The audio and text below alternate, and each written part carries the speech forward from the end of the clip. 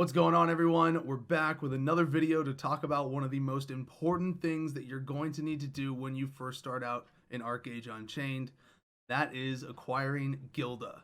Gilda is arguably one of the most important currencies for you to acquire when you're first starting out in ArcheAge. And with land claim being 5 days after the launch, you're going to have a nice window of time to try and get as much as possible so you can get that thatched farmhouse that you want. Now, Gilda has a lot of ways to acquire it on a daily basis, but there's a couple that are also one and done methods.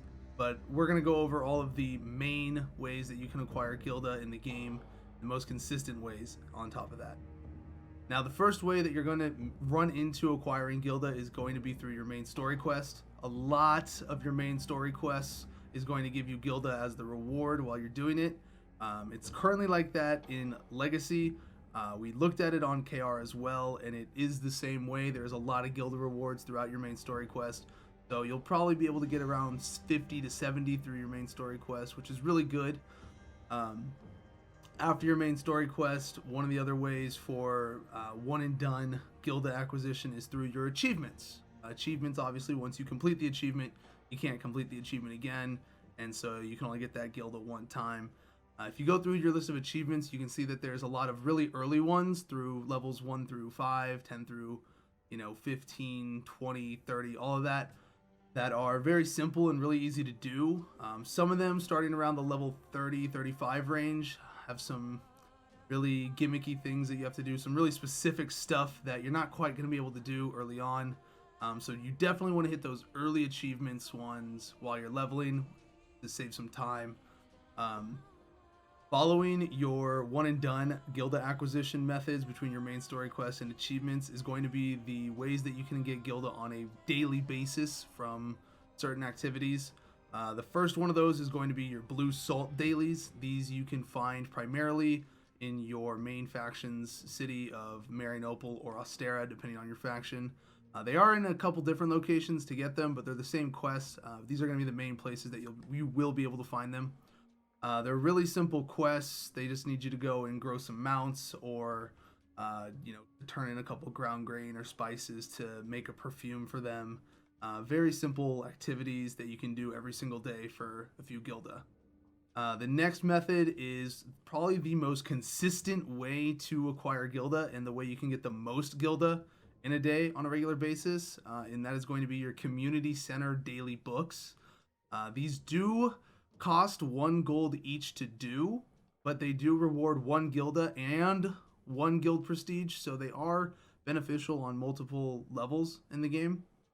But they are very quick kill quests that you can get from any community center that is in a contested zone. You cannot get them from any of the safe zones like Solus, Marianople, Mahadevi, Wayonid, things like that. They have to be contested zones like Windscour, Rookborn, Cinderstone, etc.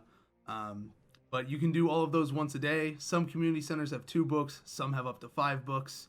But all in all, you can get over 20 Gilda per day from each of these locations, but you do have to spend that 1 gold. They're also very simple quests, just quick little 12 mob kill quests that don't really take a lot of time to do, which you are at max level. The next way that you're going to be able to get Gilda on a regular basis, although little less consistently, is going to be world bosses. World bosses spawn continuously in the game in different locations. Some are in contested zones, some are in safe zones. They are on timers, so you got to look out in chat for when people start making groups for these world bosses, because if you miss it, it's going to be down for a few hours at the very least.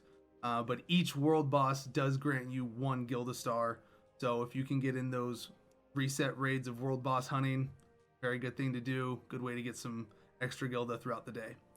The next way is going to be CR and GR bosses. For those who don't know what that is, that's Crimson Rift and Grimgas Rift. They happen every few hours throughout the day. So there are multiple times a day, so don't worry if you miss 1 or 2. You will be able to catch another one. These bosses also give you Gilda stars. They count as world bosses as well. Going to be a little more difficult to do right away at the start of the game because they do hit very hard and people tend to not work very well together on stacking for them for the mechanic that they provide. But those are another source of Gilda that you can get on a regular basis. The next one is going to be from your daily contracts.